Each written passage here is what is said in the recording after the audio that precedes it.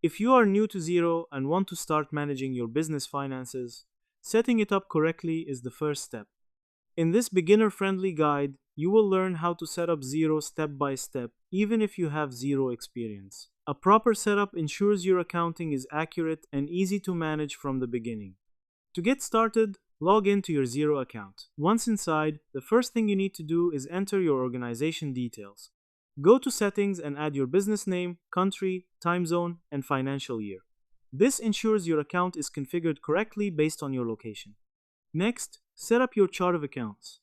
Xero provides a default chart of accounts, but you can customize it based on your business needs. Add, edit, or remove accounts to match your income, expenses, assets, and liabilities properly. After that, connect your bank account. Go to the banking section and click on Add Bank Account. Search for your bank and follow the steps to connect it. This allows Xero to automatically import your bank transactions, saving time and reducing manual entry. Now, configure your invoice settings. Go to the Sales section and customize your invoice template by adding your logo, payment terms, and branding. This ensures your invoices look professional and consistent. Next, add your contacts. Contacts include your customers and suppliers. Go to the Contacts section and start adding names, emails, and other details. This helps you manage transactions and communication efficiently.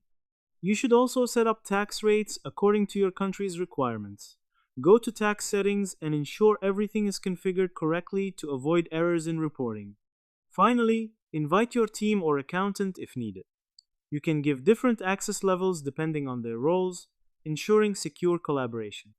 Once everything is set up, review your settings and test by creating a sample invoice or transaction. This helps confirm that your system is working correctly. In short, setting up Xero involves adding organization details, configuring accounts, connecting your bank, customizing invoices, adding contacts, and setting tax rules. Now that you understand the process, set up your Xero account and start managing your finances with confidence. If this helped, like, share, and subscribe for more quick tutorials.